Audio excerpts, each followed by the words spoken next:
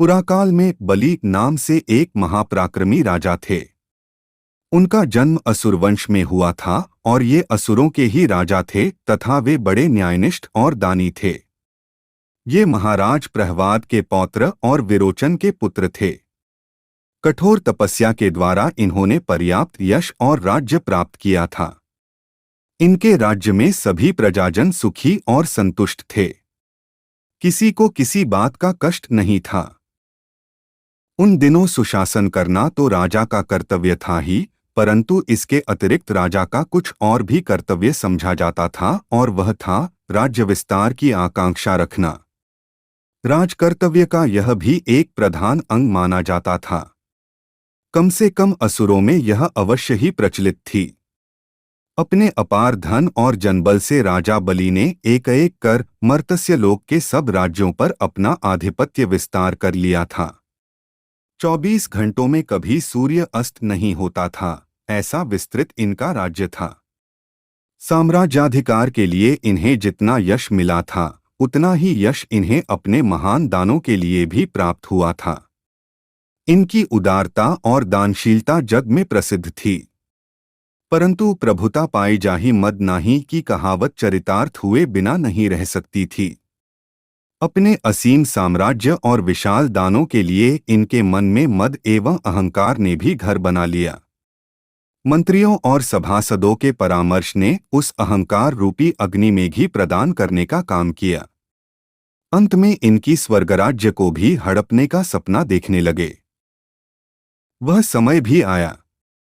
बलि ने अपने पशुबल या राक्षसी बल से सात्विक बल से संपन्न देवभूमि स्वर्ग को अपने अधीन कर लिया। अब तो बलि त्रिभुवन विजयी बन चुके थे। इधर उनके मन का अहंकार भी चरम मात्रा में पहुंचने लगा, परंतु अहंकारी स्वयं इस बात को नहीं समझता, अथवा यूं कहूं कि उसमें इस बात के समझने की योग्यता ही नहीं रहती। संसार का इतिहास इस बात का प्रमाण है कि राजा या राजशक्ति के अहंकार ने बड़े से बड़े सम्राट को भी नीचा देखने के लिए बाध्य किया है। महाराज बलि त्रिभुवन विजयी बनकर गर्व से चूर हो रहे थे। उधर देवगण दैत्य शासनाधीन रहना नहीं चाहते थे। उनमें प्रबल असंतोष बढ़ रहा था। उन्होंने भगवान से प्रार्थना की कि वे बलि के इस बढ़े हुए गर्व को चूर करें। भगवान ने उनकी प्रार्थना सुन ली। दैत्यदर्प दलन करने के लिए भगवान विष्णु कश्यप ऋषि के औरस और अदिति के गर्भ से वामन रूप में पृथ्वी पर अवतरित हुए। कुछ काल बाद दैत्यराज बलि ने अपनी विजय के उपलक्ष्य में एक महान यज्ञ के अनुष्ठान का आयोजन किया। बौने ब्राह्मण के रूप में भगवान भी वहां पहुंचे। सब ब्राह्मणों की तरह उस बौने ब्राह्मण का भी महाराज बलि के दरबार में आदर सत्कार किया गया। सब लोगों को मुंह मांगी वस्तुएं दान में दे दी गई। पूर्णमनोरथ होकर सब लोग अपने स्थान को जाने लगे। अब उस बौने ब्राह्मण का भी नंबर आया।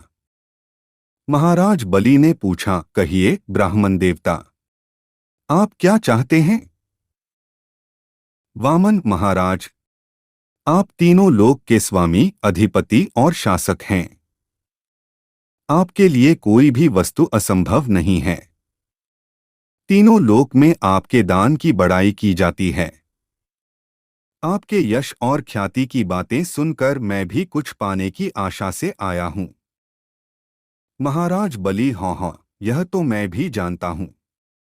आप भी देख रहे हैं कि मुझसे दान पाकर सब लोग संतुष्ट चित्त से वापस जा रहे हैं, पर आप यह बताइए कि आप चाहते क्या हैं? वामन महाराज, मैं जो कुछ मांगूंगा क्या आप उसे देंगे? क्या मुझ बौने की अभिलाषा आप पूरी करेंगे? यदि आप मेरा मनोरथ पूर्ण करने का वचन दें तो मैं कहूं। बलि, मैं प्रतिज्ञा करता हूं ब्राह्मण देवता कि आप जो कुछ मांगेंगे वही दूंगा। वामन, हाँ, देंगे। बलि कह तो चुका सब, और आप क्या कहलाना चाहते हैं?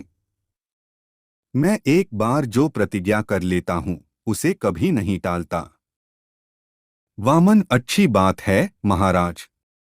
मुझे 3 पग भूमि की आवश्यकता है। महाराज बलि भिक्षु की बात सुन हंसते हंसते लोटपोट होने लगे। हंसने को बात ही थी। बलि अपने को तीनों लोक का अधिकारी समझते थे। उनके लिए 3 पग भूमि क्या चीज थी। सो भी 3 पग भूमि मांगने वाला एक बोना आदमी था। भला वह 3 पग में कितनी सी भूमि ले लेता। यही सोचकर महाराज बलि अपने पारिषदों सहित जोर जोर से पेट भर हंस लेने के बाद बोले, ब्राह्मण देवता, इसी के लिए आप इतनी प्रतिज्ञा करा रहे थे। जाइए, जहां आपकी इच्छा हो 3 पग भूमि नाप लीजिए। वह बौना ब्राह्मण कोई साधारण बौना थोड़े ही था। उसने एक पैर मत्यलोक में रखकर दूसरा पैर एकदम स्वर्गलोक में रखा और फिर पूछा, कहिए महाराज, अब तीसरा पैर कहाँ रखूं? पल भर के लिए बलि उस अद्भुत वामन की लीला देखकर दंग रह गए। वे अपने मंत्रियों और अमात्यों की ओर देखने लगे। सबकी बुद्धि चकरा गई। सारा आडंबर चूर हो गया। बलि कुछ भी न समझ सके कि तीसरा पग कहाँ रखने को कहें। परंतु अहंकार दूर होते ही उनका गर्व मस्तक अपने आप ही उस वामन के आगे झुक गया। बलि भी अपने वचन के सच्चे निकले। उन्होंने कहा, भगवन, तीसरा पग इस मस्तक पर रखिए। भगवान ने उस पर पैर रखा और बलि को बाध्य होकर स्वर्ग और मत्स्य का राज्य छोड़कर पाताल में जाना पड़ा। वहां भी भगवान ने उसे बंदी कर रखा, पर कुछ काल बाद देवर्षि नारद के परामर्श से जब उसने भगवान की आराधना की, तब उन्होंने उसे सपरिवार पाताल लोक में वास करने की आजादी दे दी। आध्यात्मिक दृष्टि से देखने वालों का मानना है कि बलि बहुत बड़ा दानी था और उसे अपनी दातव्यता का गर्व भी बहुत अधिक था। यही गर्व उसके पतन का कारण हुआ। परंतु भक्त कवियों ने भगवान की दया का परिचय देते हुए कहा है कि बलि वास्तव में भगवान का भक्त था और उसकी आंतरिक पुकार को सुनकर ही भगवान उसके द्वार पर भिक्षु के रूप में उपस्थित हुए थे। वे कहते हैं कि भगवान भक्ति के भूखे हैं। जो उनकी भक्ति करता है वे उस पर अवश्य ही कृपा करते हैं। उनके विचार में बलि से बढ़कर दानी कौन हो सकता है, जिसके दरवाजे पर भगवान को भी भिक्षा मांगने जाना पड़ा।